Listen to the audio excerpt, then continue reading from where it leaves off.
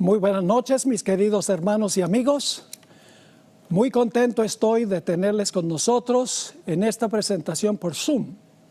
Esperamos que la presentación de hoy sea de consuelo y beneficio espiritual para cada uno.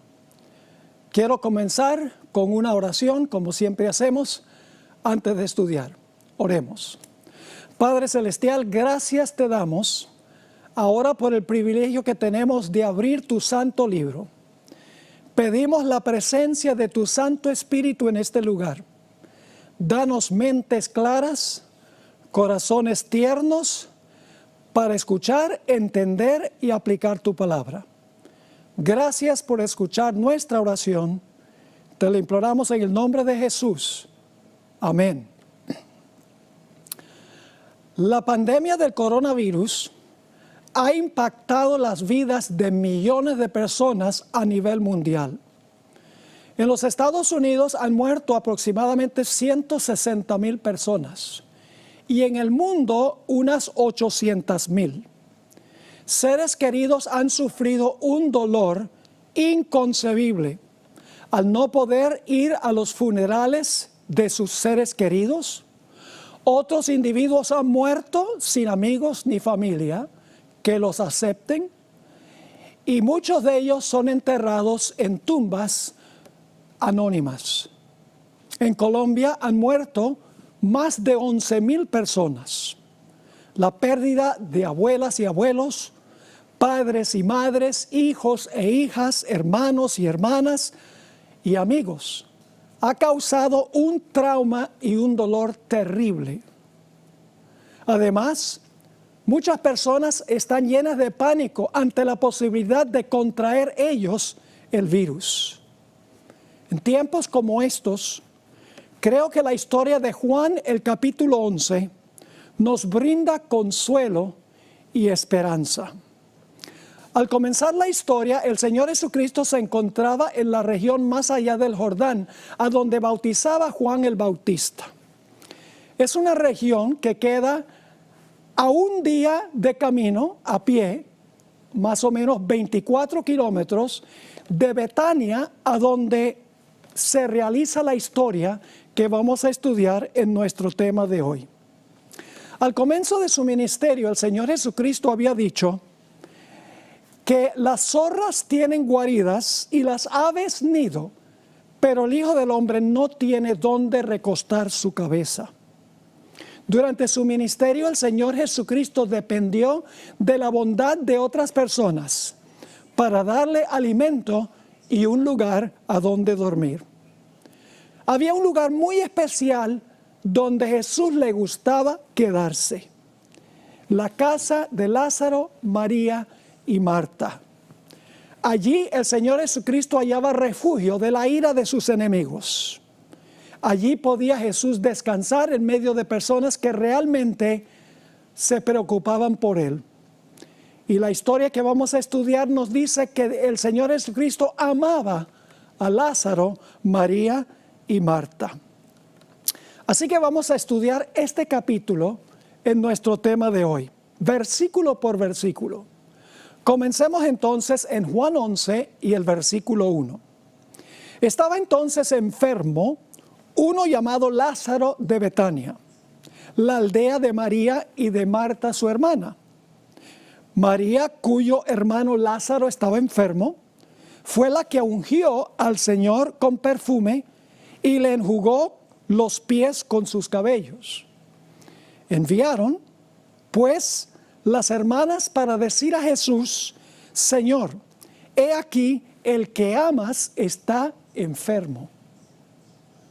En ese tiempo, lógicamente, no había celulares, no había internet y tampoco había telégrafo. Así que para mandar el mensaje hay que enviar un mensajero. Cuando el mensajero impartió el mensaje, en su respuesta Jesús pareció no haberle importado mucho la noticia. Los discípulos indudablemente se sorprendieron ante la actitud aparentemente desinteresada del Señor Jesucristo. Vamos a los versículos 4 al 6. Oyéndolo Jesús, es decir, recibiendo el mensaje, dijo, esta enfermedad no es para muerte, aunque sabemos que Lázaro murió, sino para la gloria de Dios, para que el Hijo de Dios sea glorificado. Lo que quiere decir Jesús es para que crean que yo soy el Mesías, el Hijo del Dios viviente. A pesar de que había dado muchas evidencias durante su ministerio de que Él era el Mesías, el Hijo del Dios viviente, muchos no creían que Él era el Mesías, y los que creían no entendían todas las implicaciones de lo que significa la palabra Mesías. Así que dice en el versículo 5, y amaba Jesús a Marta, a su hermana y a Lázaro. Cuando oyó pues que estaba enfermo, se quedó 2 días más en el lugar donde estaba. Un acto sorpresivo. Es como si Jesús dijera, yo amo mucho a Lázaro. Lo amo tanto que en vez de ir inmediatamente a su cama, esperemos un par de días acá. Los discípulos esperaban indudablemente que Jesús partiera inmediatamente para Betania para ver al amigo a quien amaba. Pero no fue así. En el libro El deseo de todas las gentes, página 484, encontramos que aún durante los 2 días, el Señor Jesucristo ni siquiera mencionó el nombre de Lázaro. Dice así en la página 484, durante aquellos 2 días, Cristo pareció haberse olvidado del mensaje, porque no habló de Lázaro. Así que los discípulos están perplejos con la reacción de Jesús. Vamos ahora al versículo 7. Luego, después de esto, es decir, después de los 2 días, dijo a los discípulos, vamos a Judea otra vez. A los discípulos no les gustó esa idea. En el versículo 8 dice, le dijeron los discípulos, Rabí, ahora procuraban los judíos apedrearte y otra vez vas allá. ¿Quieres volver a donde te querían apedrear? Judea era el lugar donde los líderes espirituales más odiaban al Señor Jesucristo. Es más, en el capítulo 8, que son 3 capítulos antes del que estamos estudiando, Jesús había dicho, antes que Abraham fuese yo soy, identificándose como el que estaba en la zarza ardiente. Y dice que los judíos recogieron piedras para apedrearlo. En Juan, el capítulo 10 y el versículo 30, el capítulo anterior, el Señor Jesucristo había dicho, yo y el Padre uno somos. Nuevamente los judíos recogieron piedras allá en Judea para apedrear al Señor Jesucristo. Ahora, la respuesta de Jesús a la preocupación de los discípulos parece ser medio extraña. Ahora, antes de leer la respuesta de Jesús, cuando ellos dijeron, allá te trataron de apedrear, no es buena idea ir allá. Antes de leer el versículo 9, quiero mencionar que el Señor Jesucristo durante su vida terrenal tenía un calendario de eventos que había sido elaborado entre Él y el Padre en los siglos de la eternidad. Cada evento de la vida del Señor Jesucristo estaba ya planificada de antemano. Por eso el Señor Jesucristo usó repetidas veces la expresión, aún no ha llegado mi hora. Noten en el deseo de todas las gentes, página 121, el comentario sobre este calendario de Jesús. Dice allí en explicación de la frase, aún no ha venido mi hora, lo siguiente. Las palabras, aún no ha venido mi hora, indican que todo acto de la vida terrenal de Cristo se realizaba en cumplimiento del plan trazado desde la eternidad. Antes de venir a la tierra, el plan estuvo delante de Él, perfecto en todos sus detalles. Cada evento de la vida de Jesús ya estaba planificado. Pero cuando Jesús estuvo en la tierra no podía ver todo el plan como en el cielo. Tenía que esperar que su Padre le revelara de día en día cuál era el plan para ese día. Termina la cita diciendo, pero mientras andaba entre los hombres, era guiado paso a paso por la voluntad del Padre. En el momento señalado, es decir, en el plan, no vacilaba en obrar. Con la misma sumisión, esperaba hasta que llegase el tiempo que se encontraba en el plan. El Señor Jesucristo dio una respuesta muy extraña cuando los discípulos dijeron, no vamos a Judea. Se encuentra en los versículos 8 y el versículo 9, la primera parte del versículo. Dice allí en el versículo 8, repitiendo lo que leímos hace unos momentos, le dijeron los discípulos, Rabí, ahora procuran los judíos apedrearte y otra vez vas allá. Y ahora fíjense lo que dice Jesús. ¿No tiene el día 12 horas? Parece que lo que Jesús dice está desconectado de lo que acaban de decir los discípulos, pero no es así. Jesús se refirió a su ministerio como 12 horas de un día, simbólicamente. La hora número 1 sería cuando el Señor Jesucristo comenzó su ministerio y fue ungido en el río Jordán. La hora número 12 sería cuando el Señor Jesucristo murió en la cruz. Es decir, Jesús habla de su ministerio como un día de 12 horas. Vamos a notar en los evangelios, particularmente en el evangelio según San Juan, otros versículos que explican esto. En Juan 9 y el versículo 4 habla del sanamiento del hombre que era ciego de nacimiento. Y dice en el versículo 4 del capítulo 9, Jesús está hablando, me es necesario hacer las obras del que me envió, entre tanto que el día dura. La noche viene cuando nadie puede obrar. Es decir, durante el día antes de su muerte Jesús puede obrar. Después de su muerte no podía obrar. En Juan 7 y el versículo 30 nos describe la ocasión cuando Jesús estaba en la fiesta de tabernáculos en Jerusalén. Y dijo algo muy controversial. Le dijo a los judíos reunidos allí, yo conozco a mi Padre porque de Él procedo y Él me envió. Oh, los que estaban escuchando se enfurecieron. Y dice en el versículo 30, entonces procuraban prenderle, pero ninguno le echó mano, porque aún no había llegado su hora. Había una hora para que lo arrestaran, para su pasión y su muerte, todavía no había llegado la hora número 12. En Juan 8, 19 y 20, el Señor Jesucristo le dijo a otro grupo de judíos, ustedes no me conocen a mí ni conocen a mi Padre. Otra vez trataron de arrestarlo. Dice en los versículos 19 y 20 del capítulo 8 lo siguiente, ellos le dijeron, ¿dónde está tu Padre? Respondió Jesús, ni a mí me conocéis, ni a mi Padre. Si a mí me conocieseis, también a mi Padre conoceríais. Estas palabras habló Jesús en el lugar de las ofrendas, enseñando en el templo, y ahora escuchen, y nadie le prendió, porque aún no había llegado su hora, la hora 12, la hora de su pasión y muerte no había llegado. Pero ya al final de su ministerio terrenal, Jesús cambió la expresión. En Juan 17 y el versículo 1, encontramos que el Señor Jesucristo se encuentra en camino al Getsemaní con sus discípulos. Y en el camino el Señor Jesucristo eleva una oración intercesora a su Padre. Voy a leer solamente Juan 17 y el versículo 1. Estas cosas habló Jesús y levantando los ojos al cielo dijo, Padre, la hora ha llegado. Fíjense que antes decía todavía no es la hora. Ahora dice la hora ha llegado. Esto está pasando el jueves en la noche cuando Jesús iba a comenzar su pasión en el Getsemaní. La hora ha llegado. Glorifica a tu Hijo para que también tu Hijo te glorifique a ti. El deseado de todas las gentes, esa biografía clásica de Jesús, magistral.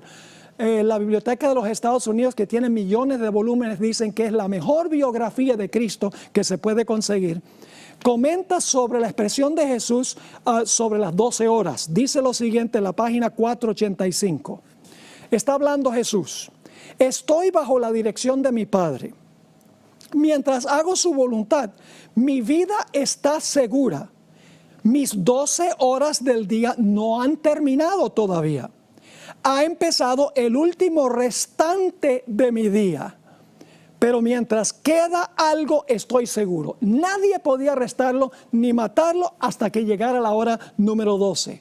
En la página 486 dice, querían lograr su muerte, Pero este propósito no había tenido éxito, porque le quedaba todavía una parte del tiempo que aún restaba, es decir, faltaba parte de las 12 horas. Durante ese tiempo Jesús gozaba de la custodia de los ángeles celestiales, y aún en las regiones de Judea, donde los rabinos maquinaban cómo apresarle y darle muerte, no podía sucederle ningún daño, porque no había llegado la hora número 12.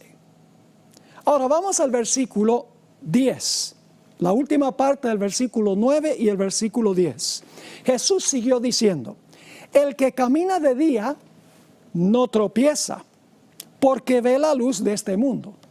Pero el que camina de noche tropieza, porque no hay luz en él. ¿A qué se refería Jesús? Nuevamente tenemos una explicación magistral en El deseo de todas las gentes, página 485. Aquí dice: el que anduviere de día, continuó Jesús, no tropieza porque ve la luz de este mundo. El que hace la voluntad de Dios, que anda en la senda que Dios ha trazado, como Jesús estaba haciendo en ese momento, no puede tropezar ni caer. La luz del Espíritu guiador de Dios le da una clara percepción de su deber y le conduce hasta el final de su obra. Ese era el caso de Jesús. Estaba andando en la luz porque estaba siguiendo el plan. Pero hay otra cara de la moneda. Sigue diciendo: mas el que anduviere de noche tropieza, porque no hay luz en él. El que anda en la senda que se eligió, donde Dios no le ha llamado, tropezará. Para él, el día se trueca en noche, y donde quiera que esté, no está seguro. ¿Están entendiendo? Jesús no tenía que preocuparse. Estaba caminando en su día de acuerdo al plan que se había trazado. Si Jesús no hubiera seguido el plan, hubiera sido de noche y hubiera tropezado. Vamos a los versículos 11 al 14 ahora. Dicho esto, les dijo después, le está hablando Jesús a sus discípulos: nuestro amigo Lázaro duerme, mas voy para despertarle. Dijeron entonces sus discípulos: Señor, si duerme, sanará. Pero Jesús decía esto de la muerte de Lázaro, y ellos pensaban que hablaba del reposar del sueño. Entonces Jesús les dijo claramente: Lázaro está muerto. No deberían haberse sorprendido cuando Jesús dijo: nuestro amigo Lázaro duerme.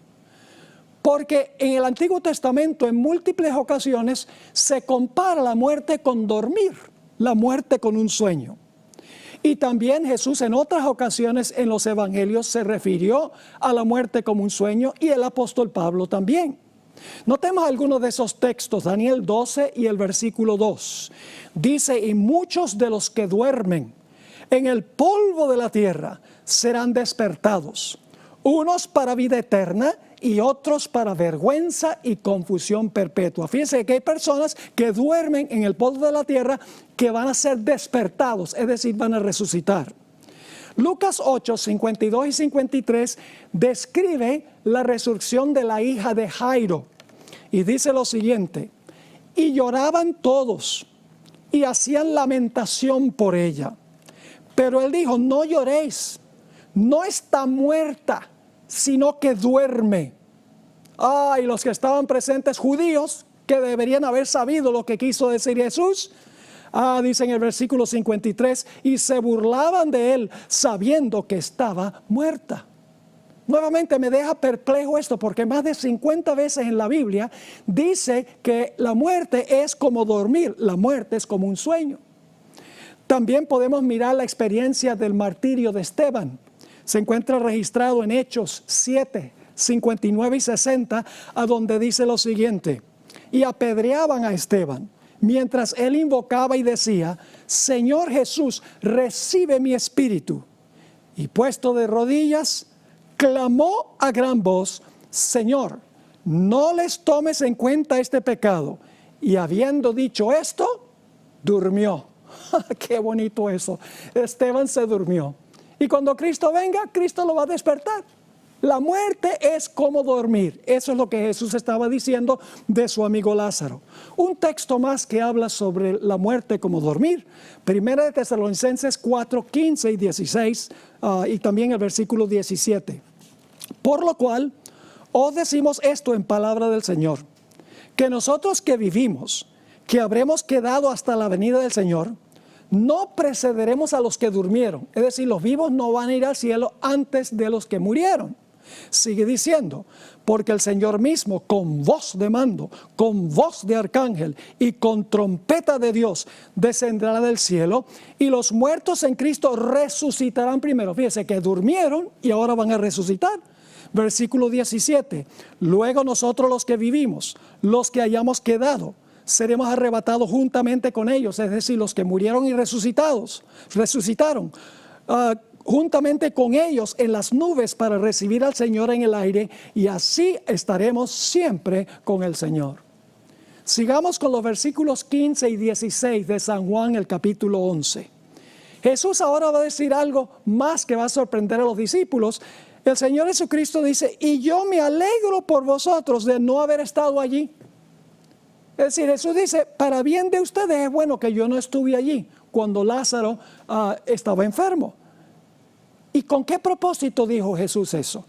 Dice, yo me alegro por vosotros de no haber estado allí para que creáis. En otras palabras, para que ustedes crean que yo soy el Mesías, que yo soy el Hijo del Dios viviente, está diciendo Jesús. Versículo 16, Tomás no entendió lo que Jesús estaba diciendo. Dijo entonces Tomás, llamado Dídimo, a sus condiscípulos, vamos también nosotros para que muramos con él. ¿Por qué es que Jesús se alegró de no haber ido? Porque si Jesús hubiera estado allí, Lázaro no hubiera muerto. Deseo de todas las gentes, página 487 nos dice, si Cristo hubiese estado en la pieza del enfermo, Lázaro no habría muerto, porque Satanás no hubiera tenido poder sobre él. ¿Cómo es que una persona que muere, una persona que está enferma, muere en la presencia del dador de la vida? Es imposible. Sigue diciendo, la muerte no podría haber lanzado su dardo contra Lázaro en presencia del dador de la vida. Por lo tanto, Cristo permaneció lejos. Dejó que el enemigo ejerciese su poder, dejó que Satanás ejerciera su poder para luego echarlo atrás como enemigo vencido. Ahora vamos a encontrar en el versículo 17 hasta el versículo 26 que el Señor Jesucristo se encuentra con Marta, una de las hermanas de Lázaro. Pero antes de eso vamos a leer solamente el versículo 17 y luego 18 al 26. Dice en el versículo 17, vino pues Jesús y halló que hacía ya 4 días que Lázaro estaba en el sepulcro. ¿Por qué 4 días? Muy sencillo.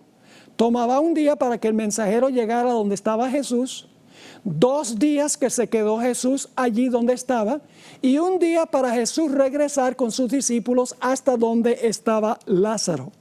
Es decir, Lázaro murió poco después o solo unos minutos después que el mensajero salió para darle la noticia a Jesús. Ahora sí vamos al versículo 18. Betania estaba cerca de Jerusalén, como a 15 estadios.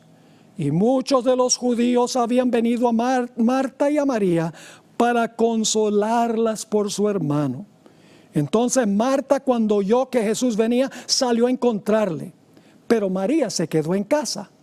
Y Marta dijo a Jesús, Señor, si hubieses estado aquí, mi hermano no habría muerto. Marta creía que Jesús era el gran sanador. Ella sabía que él sanaba enfermos.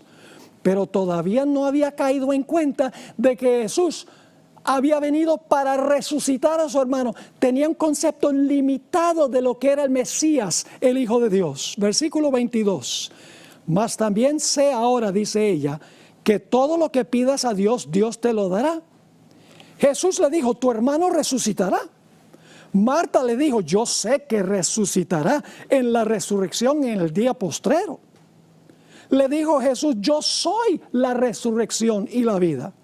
El que cree en mí, aunque esté muerto, vivirá. Todavía ella no ha caído en cuenta de que Jesús no es solo el que sana enfermos, sino el que va a resucitar a su hermano. Versículo 26. Y todo aquel que vive y cree en mí no morirá eternamente. Y luego Jesús le pregunta, ¿crees esto?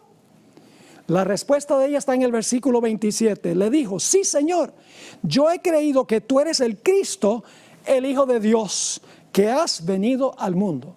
Ahí pareciera que ella entendía muy bien que Cristo era Dios, que Cristo era el Hijo de Dios, que podía resucitar a su hermano. Pero vamos a encontrar más adelante que no es así. Ustedes recuerdan que una vez Pedro también confesó al Señor Jesucristo, le dijo lo mismo. Tú eres el Cristo, es decir, el Mesías, el Hijo del Dios viviente. Pero Pedro no entendía lo que estaba diciendo. No entendía qué clase de Mesías era el Señor Jesucristo. Y luego el Señor Jesucristo se encuentra con la hermana de Marta, con María. El relato está en los versículos 28 hasta el versículo 37. Habiendo dicho esto, fue y llamó a María su hermana, diciéndole en secreto, el maestro está aquí y te llama. Ella cuando lo oyó se levantó de prisa y vino a él. Jesús todavía no había entrado a la aldea, sino que estaba en el lugar donde Marta le había encontrado. Entonces los judíos que estaban en casa con ella la consolaban. Cuando vieron que María se había levantado de prisa y había salido, la siguieron diciendo, va al sepulcro a llorar allí. María, cuando llegó a donde estaba Jesús, al verle, se postró a sus pies diciéndole, ahora va a decir lo mismo que le dijo Marta, Señor, si hubieses estado aquí, no habría muerto mi hermano.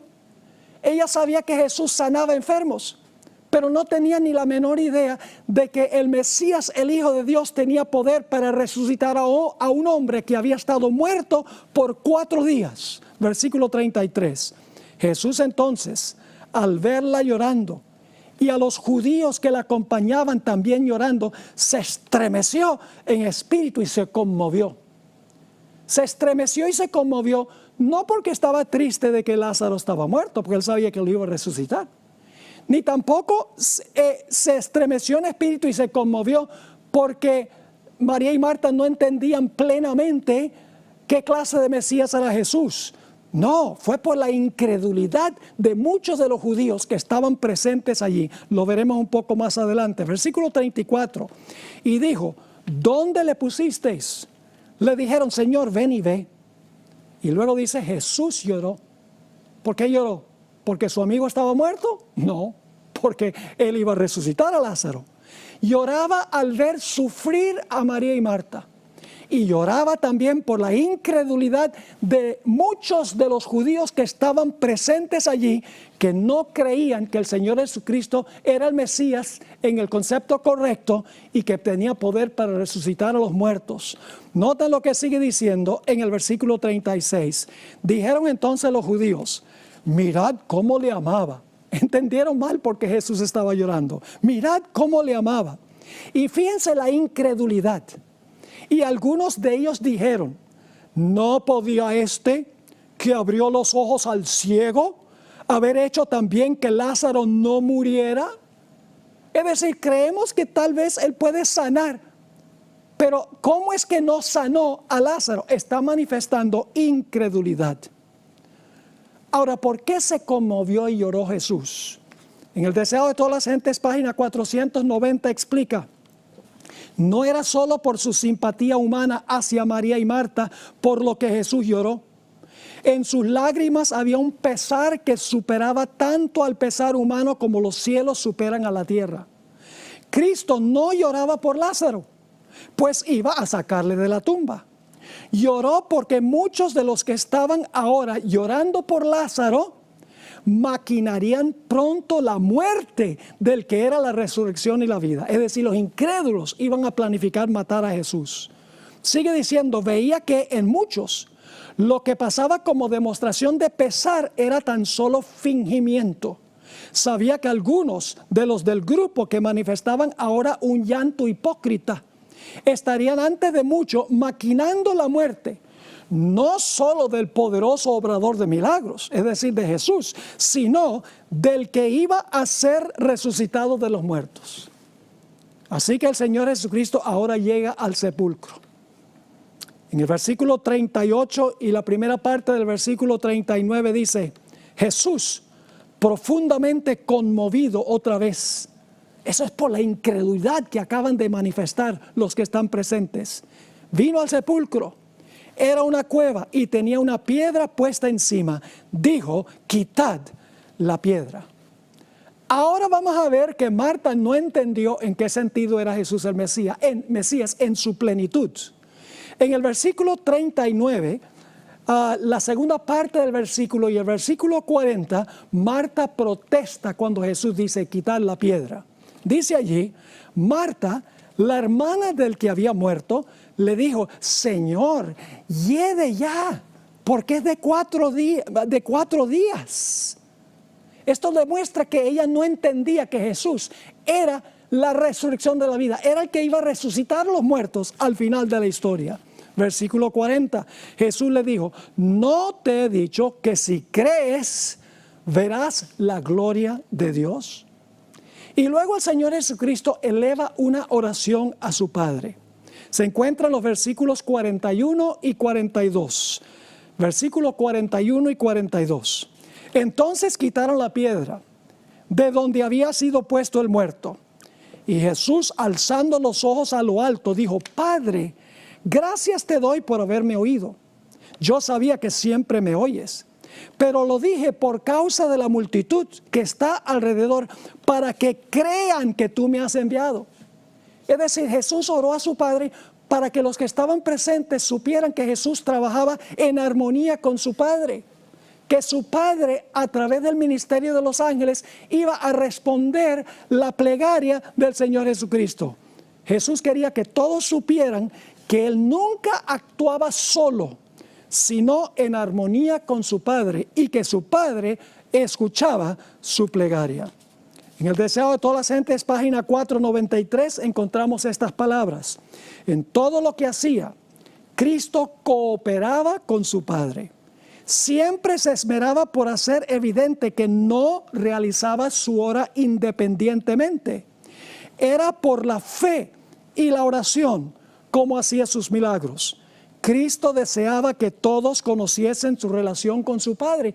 Jesús quería que entendieran que Él no era solamente un Mesías humano, que Él era el Hijo de Dios, que tenía los mismos poderes de Dios, el mismo carácter de Dios. Y luego tenemos la resurrección de Lázaro en los versículos 43 y 44. Y habiendo dicho esto, clamó a gran voz, Lázaro, ven fuera. Y el que había muerto salió. Noten, el que había estado muerto salió, atadas las manos y los pies con vendas y el rostro envuelto en un sudario. Y Jesús le dijo, desatadle y dejadle ir. Mire, si hubiera tenido un sudario que tapaba su boca durante 4 días, si no estaba muerto, el sudario lo hubiera matado. Es decir, este es el mayor milagro que hizo Jesús, resucitar a un muerto cuyo cuerpo estaba en proceso de descomposición. Noten que Jesús no le dijo a Lázaro, baja del seno de Abraham. No le dijo, baja del cielo. Le dijo que saliera de la tumba, porque Lázaro estaba durmiendo en la tumba. Si Lázaro hubiese estado disfrutando en el seno de Abraham, hubiera sido muy cruel que el Señor Jesucristo lo hiciera volver. Encontramos en el Deseo de todas las gentes, página 493, la descripción de Lázaro cuando resucitó. Dice, Lázaro queda libre y está de pie ante la congregación, no demacrado por la enfermedad, ni con miembros débiles y temblorosos, sino como un hombre en la flor de la vida, provisto de una noble virilidad. Sus ojos brillan de inteligencia y de amor por su Salvador. Se arroja a los pies de Jesús para adorarle. Ahora, ¿cómo reaccionó la multitud que estaba presenciando este espectacular milagro? El versículo 45 nos dice, entonces muchos de los judíos, no todos, muchos de los judíos que habían venido para acompañar a María, vieron lo que hizo Jesús y creyeron en Él. Muchos creyeron que Jesús era el Mesías. vieron el milagro y dijeron, verdaderamente este es el Mesías, el Hijo de Dios. Pero los fariseos y los saduceos, los líderes, dijeron, no vamos a creer. Rehusaron creer aún ante la evidencia clara que el Señor Jesucristo era el Mesías, el Hijo del Dios viviente, el que tenía poder para resucitar, la resurrección y la vida. Ahora vamos a otro pasaje por unos momentos de la Biblia. Hacia el final de su tercer año de ministerio, menos de un mes antes de resucitar a Lázaro, Jesús contó la famosa historia del rico y Lázaro, la parábola del rico y Lázaro. Esta es la única parábola de Jesús a donde aparece un nombre propio, Lázaro. En todas las demás parábolas dice, por ejemplo, había cierto hombre, había cierto individuo, había cierto siervo, pero no da nombre. Pero en este caso, de la parábola del rico y Lázaro, Jesús mencionó un nombre propio, el nombre Lázaro. Esto ha llevado a muchos cristianos a pensar que la historia del rico y Lázaro era una historia de la vida real, porque tenía un nombre propio, Lázaro. Pero ese no es el caso. Esta parábola fue dirigida específicamente a los fariseos, los peores enemigos de Jesús. Dice en Lucas 16 y el versículo 14 antes de la parábola, y oían también todas estas cosas los fariseos, que eran avaros y se burlaban de él. El concepto de los fariseos, ellos creían en la inmortalidad del alma. Ellos creían que cuando un fariseo moría, iba directamente al seno de Abraham a disfrutar allá en el seno de Abraham. Y que los pobres gentiles, los pobres que no tenían dinero, etcétera, los ignorantes, esos iban a quemarse en el Hades. Pero en la parábola se reversan los roles, porque en vez del hombre rico terminar en el seno de Abraham, terminó en el Hades, y el pobre Lázaro terminó en el seno de Abraham. Ahora vamos a notar algunos versículos claves que encontramos aquí en Lucas 16, 27 al 31. Dice lo siguiente: ahora el rico va a hablar con Abraham.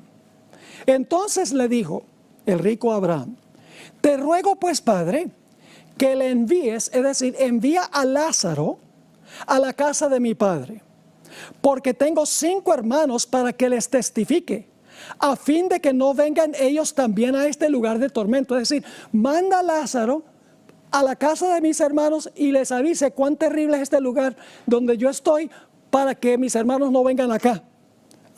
¿Cómo responde Abraham? Versículo 29.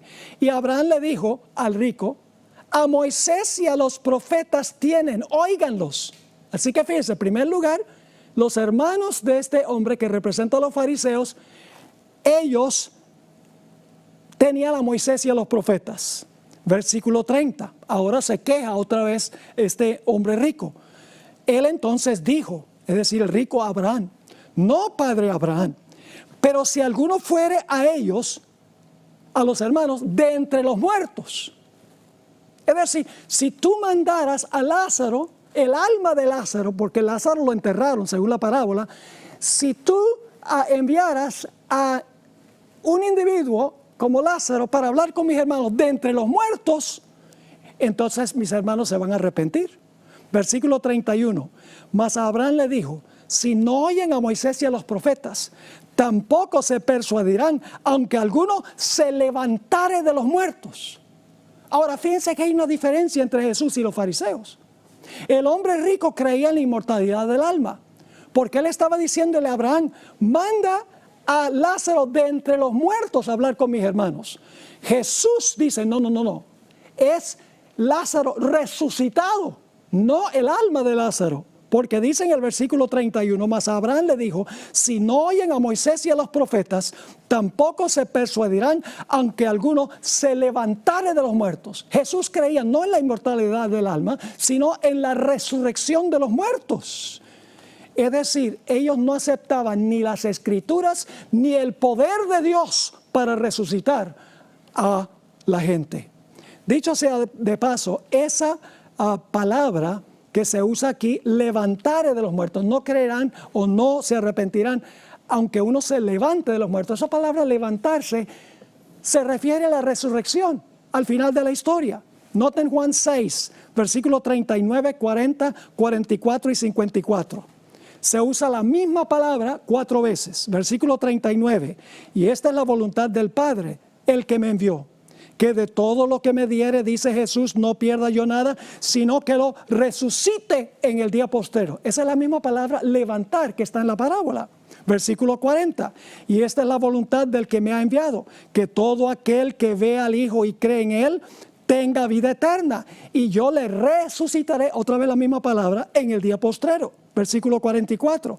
Ninguno puede venir a mí si el Padre que me envió no lo trajere. Y yo aquí está la palabra otra vez, le resucitaré en el día postrero. Y en el versículo 54, el que come mi carne y bebe mi sangre tiene vida eterna. Y yo, aquí está la palabra, le resucitaré en el día postrero. Así que quiero que capten la conexión entre Juan 11 y la parábola del rico y Lázaro. La parábola de Jesús se cumplió al pie de la letra. Menos de un mes después de enseñar esta parábola, Jesús resucitó a un hombre de los muertos que se llamaba Lázaro. Sin embargo, en vez de creer en Jesús como el Mesías, los fariseos tramaron para matarlo. Jesús había dicho que si no creían a Moisés y a los profetas, si no creían que Jesús era el Mesías por las Escrituras, tampoco iban a creer si Lázaro resucitara de los muertos. Noten lo que dice Juan 11 y el versículo 45 al 52.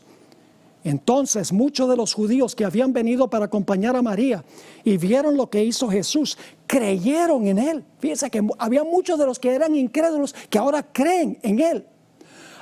Pero ¿cómo reaccionaron los líderes? Versículo 46. Pero algunos de ellos fueron a los fariseos. ¿Noten a dónde van? A los mismos de la parábola del rico y Lázaro. Fueron a los fariseos y les dijeron lo que Jesús había hecho. Entonces los principales sacerdotes y los fariseos reunieron en el concilio, es decir, el Sanedrín. Y dijeron, ¿qué haremos? Porque este hombre hace muchas señales. Si le dejamos así, todos creerán en él. Y vendrán los romanos y destruirán nuestro lugar santo y nuestra nación. Entonces Caifás, uno de ellos, sumo sacerdote aquel año, les dijo, vosotros no sabéis nada, ni pensáis que nos conviene que un hombre muera por el pueblo y no que toda la nación perezca. Esto no lo dijo de por sí mismo, sino que como era el sumo sacerdote aquel año, profetizó que Jesús había de morir por la nación. Y no solamente por la nación, sino también para congregar en uno a los hijos de Dios que estaban dispersos. Y ahora, ¿qué deciden los líderes que no creyeron aún cuando Jesús resucitó a un muerto que estaba en proceso de descomposición? Dice así que desde aquel día acordaron matarle. Pero no solamente acordaron matar a Jesús, sino también a Lázaro. Noten Juan 12, el siguiente capítulo y el versículo 9 al 11. Gran multitud de los judíos supieron entonces que Él estaba allí, que Jesús estaba allí, y vinieron, no solamente por causa de Jesús, sino también para ver a Lázaro, a quien había resucitado de los muertos. Versículo 10, pero los principales sacerdotes acordaron dar muerte también a Lázaro, porque a causa de él muchos de los judíos se apartaban y creían en Jesús. Ahora necesitamos examinar otro pasaje de la Escritura relacionado con Juan 11 y la historia del rico y Lázaro. Hablemos un poco de los saduceos, los teólogos liberales de la época de Jesús. Dicen el deseo de todas las gentes 5:55, y Josefo también lo dice, el historiador judío. Los saduceos negaban la existencia de los ángeles, la resurrección de los muertos y la doctrina de una vida futura, con sus recompensas y castigos. En todos estos puntos diferían de los fariseos. Es decir, los saduceos no creían en la resurrección de los muertos, creían que cuando una persona muere, ahí se terminó todo. Estos enemigos de Jesús querían ridiculizar la doctrina de la resurrección con un caso hipotético de una mujer que se casó con 7 hermanos. Y le preguntaron, ¿con cuál de los hermanos será esta mujer la esposa en la resurrección? Muy interesante. En la historia del rico y Lázaro, si ustedes recuerdan, Jesús había dicho que si no creían en Moisés y en los profetas, no iban a creer si alguien resucitara de los muertos. Es decir, si no creían en las Escrituras, tampoco iban a creer en el poder de Dios para resucitar. Ahora, notemos Lucas, el capítulo 20, 33 al 38.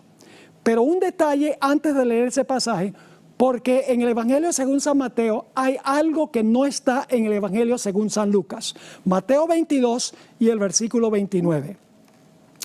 Entonces respondiendo Jesús les dijo, aquí viene la respuesta de Jesús a los saduceos: erráis, ignorando las Escrituras y el poder de Dios. Lo mismo que en la parábola del rico y Lázaro. Ignoran las Escrituras y el poder que tiene Dios para resucitar a un muerto. Ahora sí, notemos lo que dijo Jesús en Lucas 20, 33 al 38. Entonces respondiendo Jesús les dijo: los hijos de este siglo se casan y se dan en casamiento, mas los que fueren tenidos por dignos de alcanzar aquel siglo y la resurrección de entre los muertos, ni se casan ni se dan en casamiento, porque no pueden ya más morir, pues son iguales a los ángeles y son hijos de Dios, al ser hijos de la resurrección. Pero en cuanto a que los muertos han de resucitar, aún Moisés enseñó en el pasaje de la zarza, cuando llama al Señor Dios de Abraham, Dios de Isaac y Dios de Jacob. Porque Dios no es Dios de muertos, sino de vivos. Pues para Él, es decir, para Dios, todos viven. Es decir, para Dios, Abraham, Isaac y Jacob estaban vivos en ese momento cuando Jesús dijo estas palabras. Y ustedes dicen, pero entonces, ¿qué estaba vivo de Abraham, Isaac y Jacob? ¿Las almas de Abraham, Isaac y Jacob y los cuerpos estaban en el sepulcro? No. ¿Cómo explicamos esto? Recuerden, la parte clave es al final del versículo 38, donde dice Jesús, porque para Él, es decir, para Dios, todos viven. Es decir, para Dios, Abraham, Isaac y Jacob vivían. Quiero leerles una cita espectacular del Deseado de todas las gentes, 558. Dios no es Dios de muertos, sino de vivos. Dios cuenta las cosas que no son como si fuesen. Él ve el fin desde el principio y contempla el resultado de su obra como si estuviese ya terminada. Los preciosos muertos desde Adán hasta el último santo que muera oirán la voz del Hijo de Dios y saldrán del sepulcro para tener vida inmortal. Dios será su Dios y ellos serán su pueblo. Habrá una relación íntima y tierna entre Dios y los santos resucitados. Esta condición que se anticipa en su propósito, se anticipa en el propósito de Dios, es contemplada por Él como si ya existiese. Es decir, la resurrección de los muertos, al final, Dios lo contempla como si ya sucedió. Y luego ella cita la última parte que leímos de Lucas 20, el versículo 38, a donde dice, para Él los muertos viven. Para los seres humanos que estamos atados al tiempo, aquello que ha sido y aquello que será son dos cosas distintas. Lo que ha sido sucedió en el pasado y lo que será está aún en el futuro. Pero Dios no está atado al tiempo como nosotros. Para Dios, tanto el pasado como el futuro son presentes. Dios vive en un eterno presente. Es decir, en la mente de Dios las cosas existen antes que existan. Aun cuando el tiempo es importante para Dios, en contraste con nosotros, Él vive en un eterno presente. Por eso en la Biblia se le llama a Dios el gran yo soy. No se le llama el gran yo fui y el gran yo seré. Es el gran yo soy.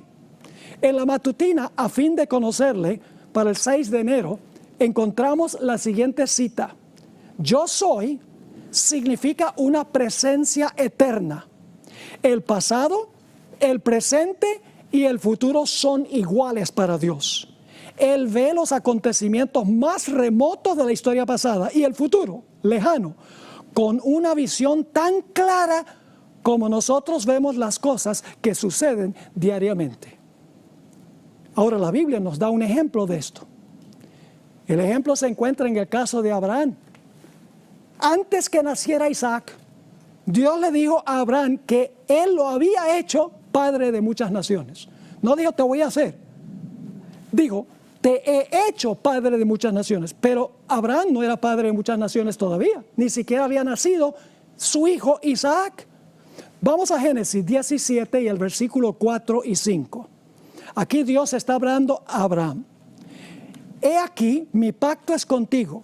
Y ahora Dios habla desde la perspectiva temporal de Abraham. He aquí, mi pacto es contigo y serás padre de muchedumbre de gentes. Ese es desde la perspectiva de Abraham. Versículo 5. Y no se llamará más tu nombre Abraham, sino que será tu nombre Abraham, porque te he puesto por padre de muchedumbre de gentes. Note que Dios no dice te voy a poner. Esa es la perspectiva de Abraham. Dios dice yo te he puesto por padre de muchedumbre de gentes. Y ustedes dirán, bueno pastor, ¿quién sabe si su interpretación es correcta? Pues el apóstol Pablo dice que sí. Vamos a Romanos el capítulo 4 y el versículo 16 y 17, a donde el apóstol Pablo cita este pasaje de Génesis 17. Dice ahí en Romanos 4 y el versículo 16 y 17, como está escrito, te he puesto, no te pondré, te he puesto por padre de muchas gentes delante de Dios, a quien creyó, el cual da vida a los muertos y llama las cosas que no son como si fuesen. Es decir, todavía Abraham no era padre, pero Dios considera lo que no es como si ya fuera.